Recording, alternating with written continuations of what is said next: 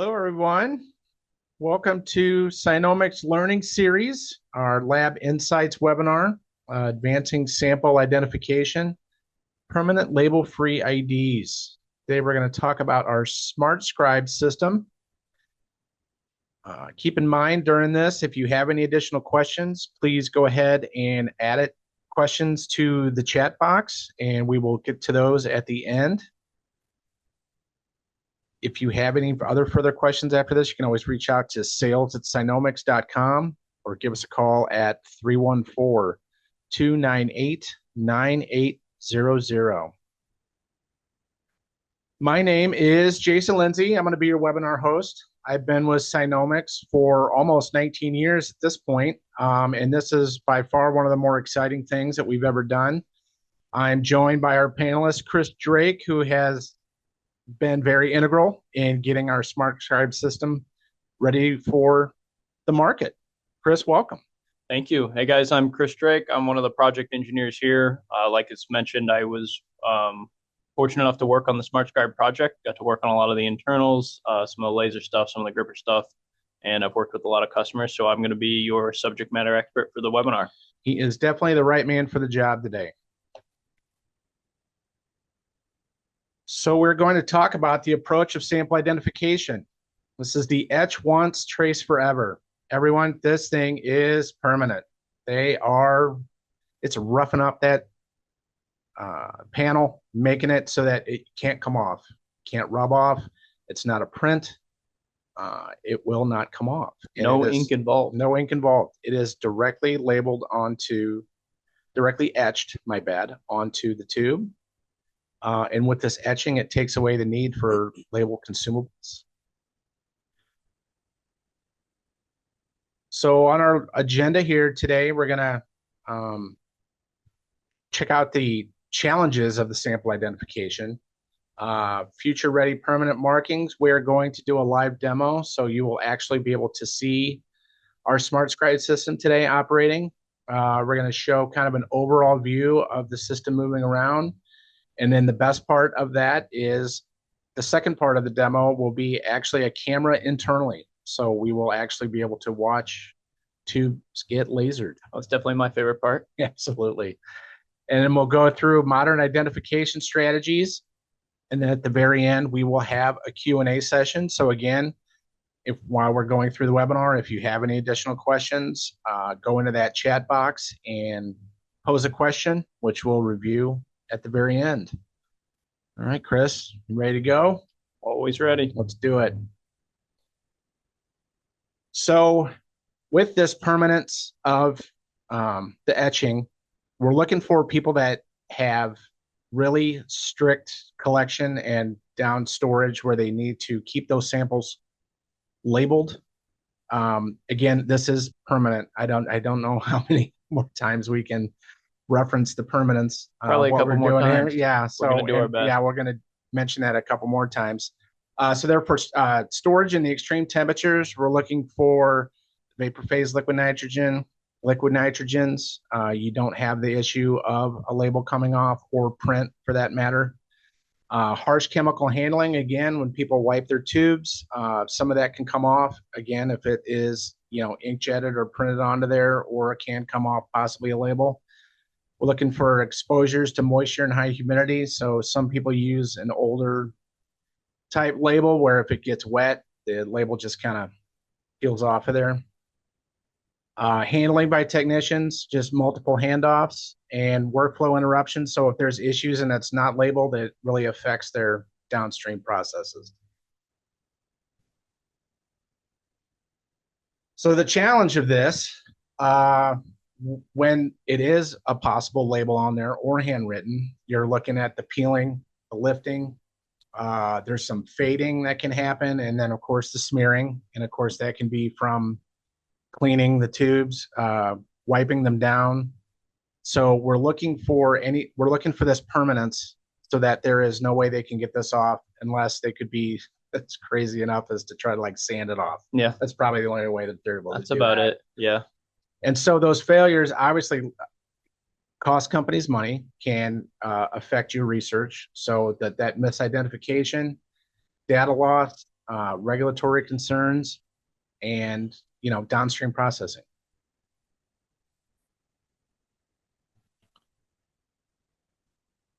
Very excited to show our SmartScribe off today.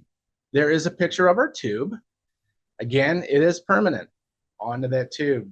Withstands the harsh chemicals, reduces outgoing consumable costs. You don't have the cost of running out of labels in the middle of a run. With our system, you can essentially continuously load tubes. There are no consumables to go through besides the tube itself. So you can just label as many tubes as you wanted to. We have a bulk feeding system that's attached to this. So you could label them bulk and also collect them bulk, which would give you essentially an unlimited amount of not having those consumables with labels. So you would have an unlimited labeling capability. And then, of course, it eliminates time spent by the staff. So the fact that it is a laser, they won't have to hand do these. We talk about labeling downstream. Again, these are permanent, so you'll have them forever. I think it's also important to note, if you're not replacing labels, that's just one less thing that you got to train your staff on. Absolutely. Eliminates a potential source of error in your workflow. And you're limited by the label roll as well. Yes. All right, so some ideal applications. I mean, the biggest one is definitely the biobanking. We have a lot of people that have their cold storage sample systems that they use to store those. They run into issues with labels on there because it can add some thickness to that tube. With this permanence, it doesn't add any diameter to the tube, so they're not going to get frozen or stuck into those storage. So that was really one of the bigger reasons that we decided to come up with this. There's also, gene therapy, drug discovery, all of this. If they're losing labels or they're peeling or they're going through some harsh conditions, this is probably the best bet for them, just to keep that permanence on the tube.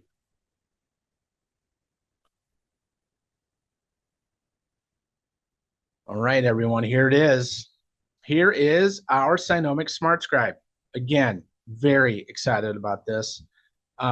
It's unmatched reliability. It provides the minimal downtime, and minimal downtime happens with the fact that it's very easy to use. It's very simple. Chris helped to develop a tube wizard that has been extremely helpful with this. Makes it very easy to set up the tubes. I don't know if you want to talk a little bit about that. Yeah, for sure. Chris? So we've had a pretty thorough beta testing program with the SmartScribe. A few of our really good customers were able to get their hands on this early, and we got a ton of valuable feedback. And one of the things that we wanted to work on through the feedback was making sure that this was as user friendly as possible during tube setup. Yep. So we've got 2 new wizards that are in our software. One of them can teach someone or help someone basically walk through calibrating the whole machine from a global standpoint, make sure the machine's aligned properly, lasing properly, the focal distance is all good. And that's all spelled out in plain text, and it'll take you through step by step. So even someone who has never used a Scinomix machine can kind of get their way through that and set up the machine. We've got another wizard that will actually teach the tubes. So if you were to decide that you want to add a tube to your workflow, you can do a tube setup just similar like our VX series, and then go through a tube setup wizard, and that helps align the laserable patch, helps you make sure your label is being applicated correctly, all of that. So another really easy to use wizard, and we've had great feedback from our units that are in the field on that so far. Yeah, it's really very impressive. And a lot of thanks to Chris for really pressing that to make this as user-friendly as possible. I know that the customers that already have these have really spoken highly about how well and how easy it is for get this thing set up. Yes, it turns out if you complain enough to the software team, they'll make magic happen and everybody's happy. So big thanks to the software team for pulling that off, because it really is, it's been a great help for sure. And as always, if you have additional questions on workflow, or if you have one of these systems and have some features that you would like to see, please share that with us. Contact us at sales@scinomix.com. Again, or just give us a call at 314-298-9800. We welcome the feedback. We're always looking for innovating, making things easier for everyone to use so that it's way more automation friendly. The other big thing is our walkaway time for the SmartScribe. So again, if you do have that bulk feeder attached to it, which we'll see here in a second, you're not limited. You can continuously do labeling. Gives you the opportunity for that work that you don't want to do. You take a break. You can go do more important things, do your analyses on things, set up other experiments. So it's been great. And at Scinomix, we really preach that walkaway time. We're looking to get some of these mundane tasks accomplished with you not having to sit there and do that. All right, so in this photograph, then we can see our SmartScribe system, and attached to it is our VXI tube feeder. That can hold probably up to the 2 mil tubes. It probably holds up to around 400 tubes or so. There's an extended hopper that we can add to that. So it will go up the stairs, and then that arm branch you see going to the SmartScribe is a conveyor system that takes it to the back of the system. There is then a camera there where we use an auto vision system to detect whether the tube is left facing or right facing. And then it will pick it up with our vacuum gripper and will orientate it in the proper orientation for you, for the system to pick up the tube. We have our tube compatibility for this for the SmartScribe system is a 0.5 mil tube all the way up to an 8 mil tube. We do sell tubes for these, which is what we used a lot in development. Correct, Chris? So Yep. we've manipulated this and tried everything we possibly could with our tubes. One of the bonuses, if you buy tubes from Scinomix, what we're trying to do is we will essentially warehouse your tubes, and we can guarantee that you'll have your tubes per month.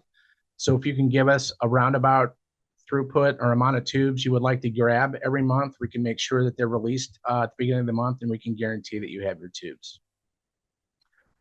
Easy integration. So this integrates with our feeders.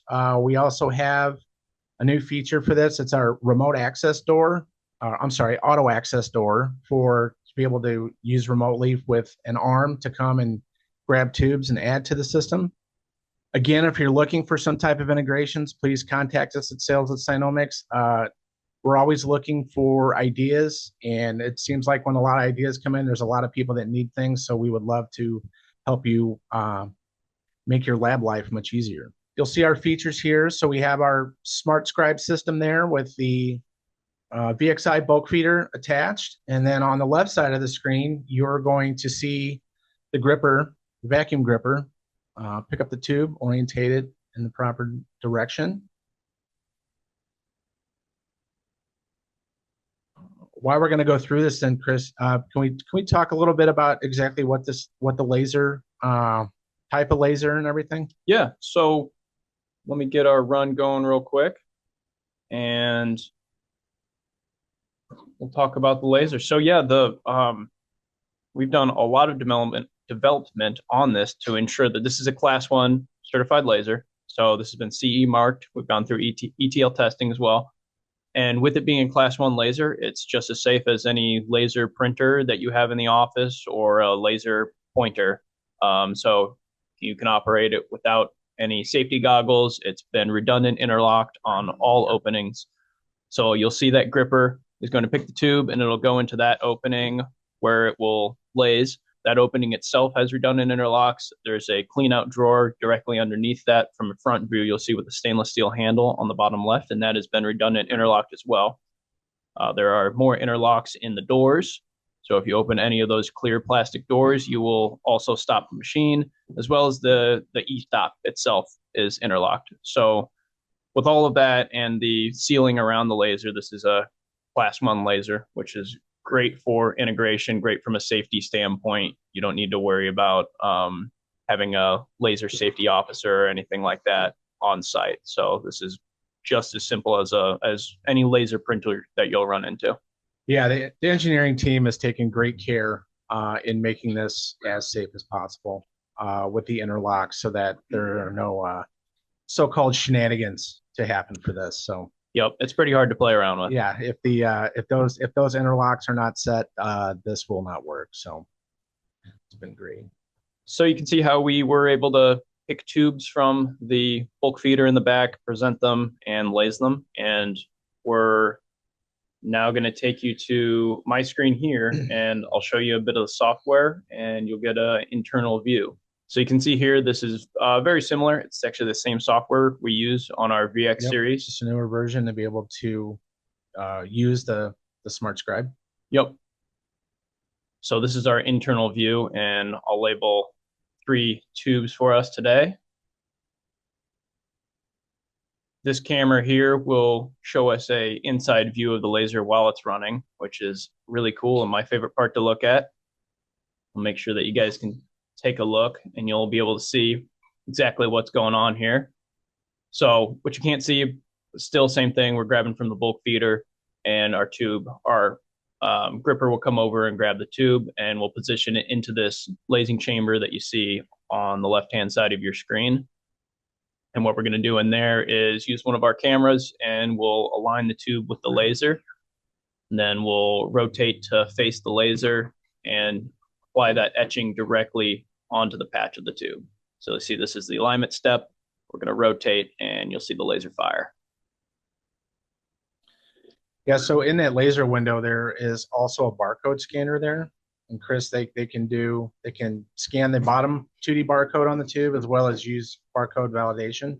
Correct. For what was printed. Yep. So a lot of these cryo vials, as you know, have barcodes on the bottom of them. So we are able to scan the bottom and use that in the workflow. And then there's another barcode scanner in there, and that will verify the actual information that we're putting on the side of the tube, so we can validate that our 2Ds and 1D barcodes got lased correctly. So again, helps with the durability, the reliability, making sure that there's as minimal risk in this process as possible. So with our strategies for the modern labs, they're looking for permanence. We're looking for the durability. Again, we cannot emphasize this is a permanent mark on this tube. With our labeling, actually, Chris, you want to talk a little bit about that durability? Yeah.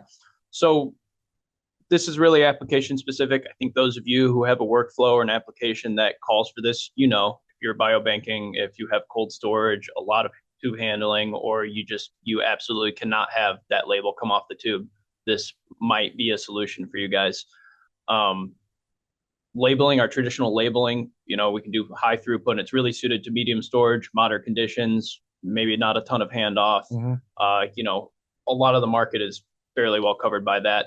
But when you have these extreme environments, laser etching really is the solution. Long-term storage, lots of handling. If your tube can survive the process, the polypropylene tube can handle that, then the etching is going to be able to survive the process as well. So that's really the main benefit that we're really trying to drill down here, is if your tube's going to survive it, your etching will survive as well. Yeah. Especially in those extreme environments that we're talking about with our -80 and vapor phase liquid nitrogen storage. Correct. So compatibility, this is definitely one of the questions we get a lot.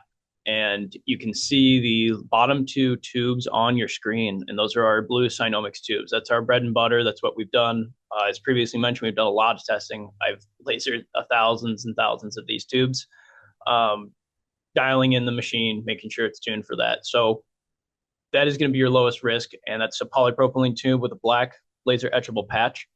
But that's not the only tubes we are compatible with. All the tubes that we found on the market that are quoted as laser etchable, we've been able to etch directly on the patch. Even the white etchable patch, we've been able to laze directly on those with great results. So we've made sure that our machine is flexible enough to be able to work with as many tubes as possible. Up in the top left and top right, you'll see some of the bonus tubes that we're able to handle as well. So if you have these opaque amber vials, there's actually enough contrast there. We can laze directly on those, which has been great for a couple of our customers, because that's a tube that they already have in their workflow, so they don't need to change over. And then these glass vials that have a pad printed label on them, we can actually align directly onto that white pad print, and we can etch against the pad print. And we've had actually pretty good results with that as well. I think the etching looks great on that. So those are some of the bonus tubes. But our bread and butter are those polypropylene tubes with the black etchable patch that we support. Again, that's what we've done testing with. That's what we can really guarantee the quality with. And if you do, again, have a tube that you want to know if it's etchable, please contact us at sales@Scinomix.com. You can either send us a link to it, or if you want to send us samples, we'd be more than happy to, we could do a virtual demo with that. We can lase your tubes and we can send them back. You can do all your testing on there and see if you like what that looks like with your tube without really necessarily having to change your tube types. One of the limitations to keep in mind is our traditional labelers can handle a huge variety of tubes. Basically, anything that's round and fits in our label roller, we can label. The etcher is a little bit of a size constraint, so we can go up to the 8 milliliter etchable tubes, which are fairly tall. And we can go down, of course, to the 0.5 milliliter etchable tubes as well. Yeah, and a lot of that's just due to the rotating gripper that we have on there now. Yep. So the other labeling, we can go up to 33 millimeter, I believe, but this one, our max is probably 20, something like that. Something along those lines, correct. So scalability, that's something we like to bring up.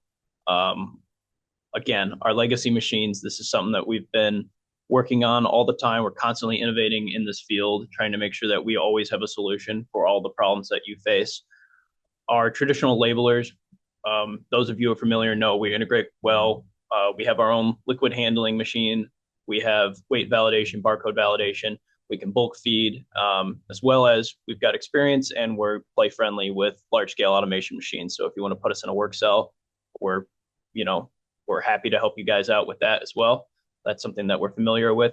The laser etcher works with barcode validation, as we mentioned, bottom scanning, side scanning, as well as bulk tube feeding. So you guys saw that we were using our VXI bulk feeder, and large scale automation as well. It's the same software as before. It's the same team working on it as before, and it's the same footprint as our VX2 label etcher. So if something like that fits in your work cell, it's pretty compact, then that should work as well. And then previously mentioned was our auto access module. So that's a great boon for some labs who are planning on using perhaps a precise arm to bring racks in and out of the machine. We can open and close the rear door on the machine to make sure that the laser is interlocked when it needs to be and open when it needs to be for handoffs. So scalability is a huge concern for us. It's definitely something that we've really, really worked on. Yeah, and if you have some of our systems or you're looking to get our systems and you do have those questions about integrations, again, contact us at sales@Scinomix.com and we can put you to the correct people to have those discussions. Speaking of discussions, time for the FAQ portion of the afternoon here. So we're going to go back and I'm going to ask Chris, what types of tubes are compatible with the SmartScribe, even though we just talked about some of them? So we'll do a quick summary. Polypropylene tubes, laser etchable tubes, pretty much every laser etchable tube on the market. We do have a couple dimensional constraints that we've listed here. So 85 millimeter maximum, 25 millimeter minimum, and then our diameter is 20 to 8. So we can go all the way down to like the 96 format, 96 well style cryo vials, which are those 0.5 mil, those 1 mil, 1.4 mil, stuff like that, and then all the way up to a 20 millimeter tube. Laser etchable tubes, for sure, we can handle the opaque amber tubes as well as some of the glass vials. And if you guys have any tubes that you're unsure of or you'd like to, us to take a look, for sure, let us know what it is, send us samples, whatever it may be. We're happy to take a look. We're always happy to lase more stuff. Absolutely, always happy to help. What is the throughput capacity of the SmartScribe?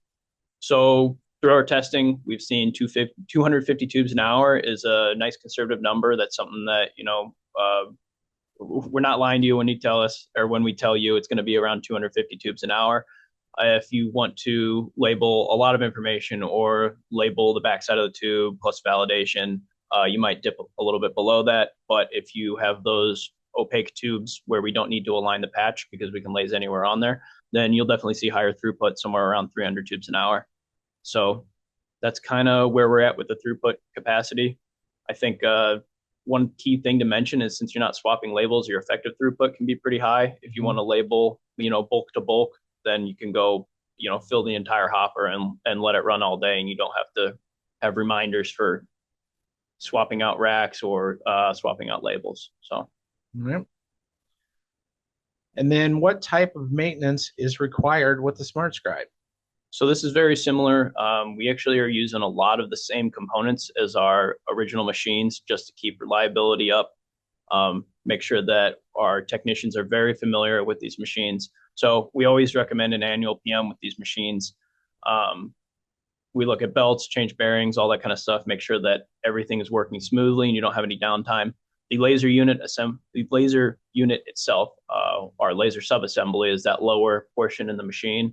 And we've done, there's a lot of conservative engineering in there, very few moving parts. We've made sure that that unit itself is going to pretty much outlast the machine. Yeah. We've made sure that it's rated for many, many, many tubes. So that is not really seen as a service item in the future. So we're very, very happy that so far we've had no issues. We've got a lot of units in the field, a lot of beta units that lazed a lot of tubes. I personally have lazed tens of thousands of tubes and have not had any issues with our laser units so far. So happy to say that we're pretty confident there. And what's really nice about that laser subassembly you mentioned is that's replaceable. Correct. If need be. So yes. It's not like it's a massive to do for that.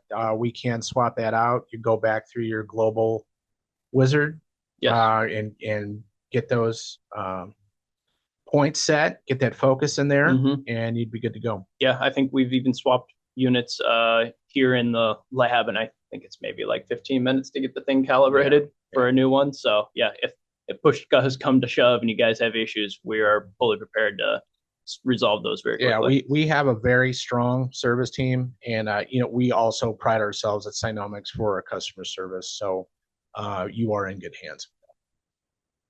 All right, can the SmartScribe integrate with existing laboratory systems? Yes, of course. We've shown you the VXI bulk feeder. You guys know we've talked about the auto access module. This is a lot of the same software as our VX series. So integration, we've made sure that it should work seamlessly, and we're of course always available for help. That's something we're interested in. We're a lot of the engineers love integration. We love seeing the big stuff working all together. So for sure. Yeah, and then again, if you have questions on any integrations, just contact us at sales@scinomix.com. What customization options are available for tube markings? So we are able to laze pretty much everything that you could put on a label, 1D, 2D. You can put text, patterns, barcodes, all of that stuff, as well as obviously I've mentioned we can do validation on that. So if you guys want to lay something specific, on a laser, on the label, we should be able to handle that. And if there's something crazy out of the box, then just let us know. We'll take a look, and most likely we'll get it figured out for you. Okay. Can the laser-etched tubes from SmartScribe handle extreme storage conditions? I think this is, we're just now touching on this. Yes, of course it can handle extreme storage conditions. This is, something that we heard from customers before releasing the SmartScribe that, hey, our application is in need of some help, and the SmartScribe is a solution for that. If you have those extreme environments, super cold storage, long-term storage, lots of handling, that's what this is for. And then can you go through then real quickly on the roughing, exactly what the laser is doing to the tube?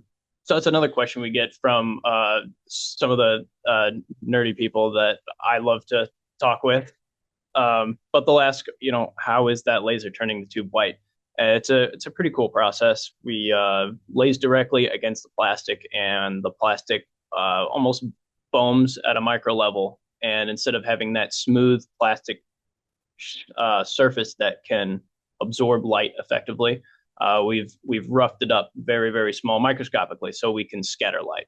So because we're not changing the actual construction, we're not changing the material, and there's no ink and there's no label. If your polypropylene plastic survives, then your laser etching will survive. So one of the best ways to remove this is sand the labels off, if that tells you how durable these are. All right. Well, speaking of that microscopic bubbling, we have the question about to reduce the VOC emissions. Yeah, so historically, I know that some people have talked about laser etchers having a distinct smell, and I'm not sure what's happening in the past, but we're pretty confident. We've gone through a lot of testing with our fume extraction I don't system. think the other groups were doing it right. I have a feeling they might not have been, but I won't comment too much on that. But it's standard. All of our smart scribes come with activated charcoal fume extraction system. So we've got a filter that will pull out any fumes that are coming off the tubes. I've had 4 of these lasing around the clock in our demo lab, and you could have had somebody walk through and they wouldn't know that we were lasing tubes in there. So we're fairly confident. But you can also, of course, if you have house fume extraction in your lab, you can hook this up as well. And then you won't have to have the extra fume extraction running. So that's one of the things we've definitely looked at, and we've ensured that it will not be a problem in the future.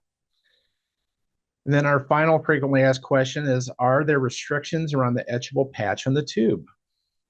From what we can tell, all the tubes that we've been able to get our hands on, which is pretty much every tube on the market, we have not found anything that we couldn't mark that was advertised as laser etchable. And like I mentioned previously, there's quite a few tubes that are not advertised as laser etchable that we've had success marking as well. So those basically we're looking for any black patch or a white patch or a gray patch, some kind of offset patch that Looking is for the on your tube. contrast. Yeah, looking for that basically contrast. any contrasting color on your tube, we can align against that and we can laser directly on it.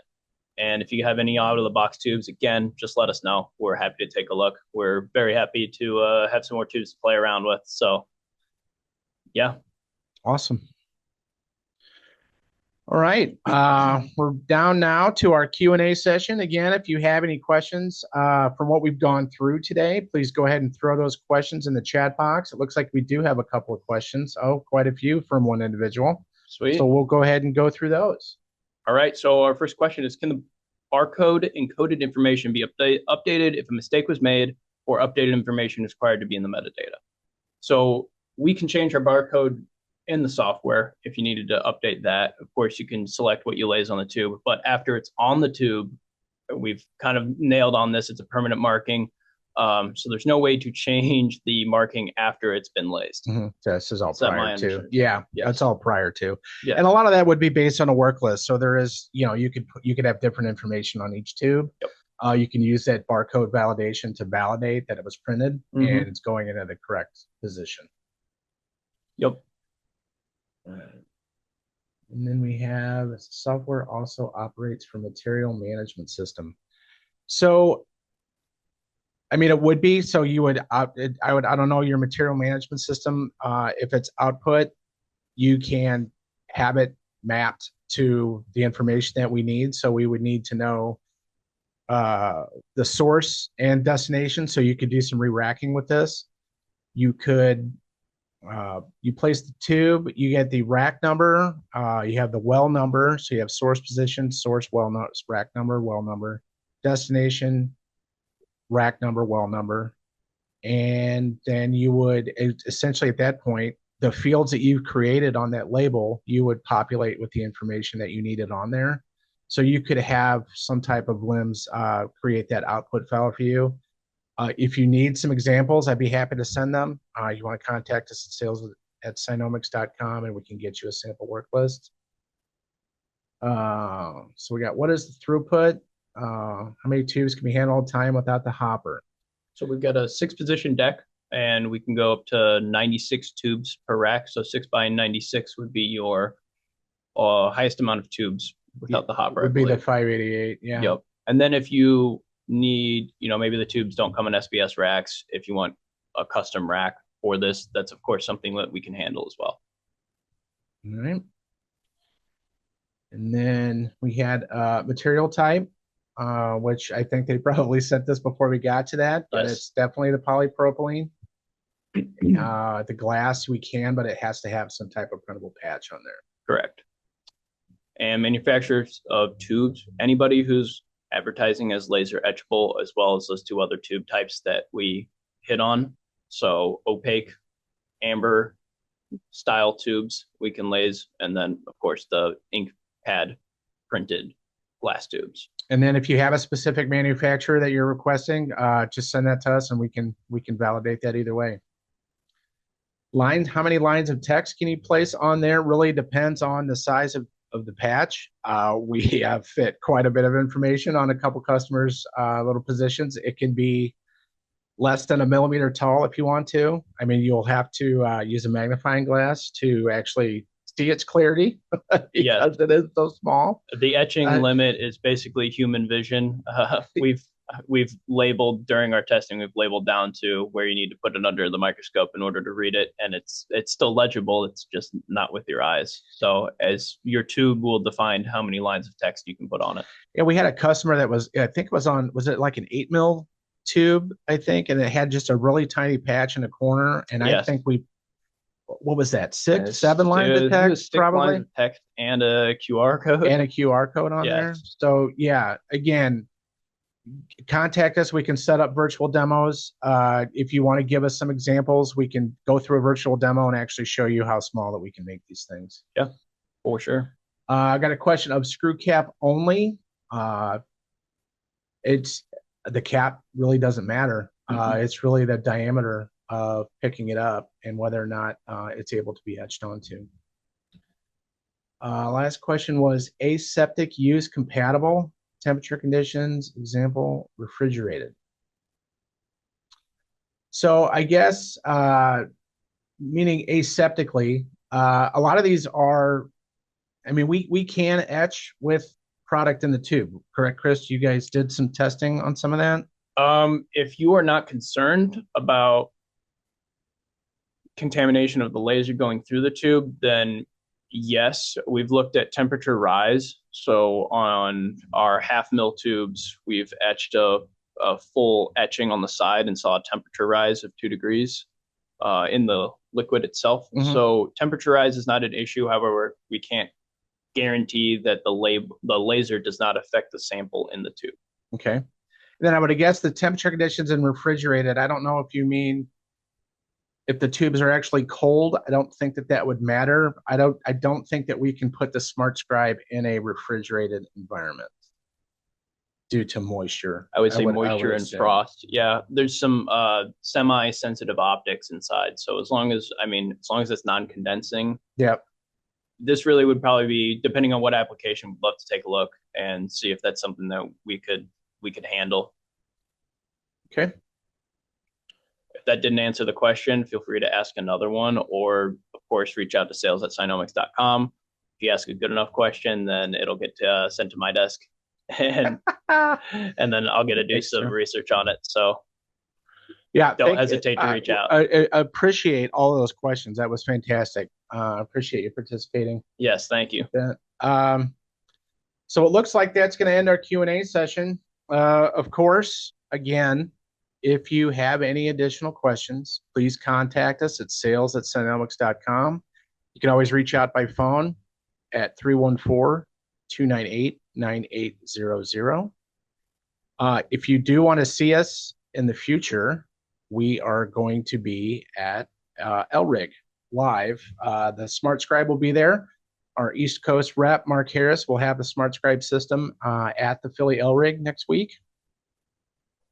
I want to thank everyone for joining us today. It was great, Chris. I appreciate all your great insights. It's nice to have the man that helped develop this be here to answer the questions. Thank you for having me on. I know that coming from the engineers, we're happy to get some showtime outside of the SolidWorks cave that we live in. Yeah, very good. All right. Thank you all again for joining in our Scinomix Learning Series. Look forward to what we have in the future. And everyone have a Scinomix day.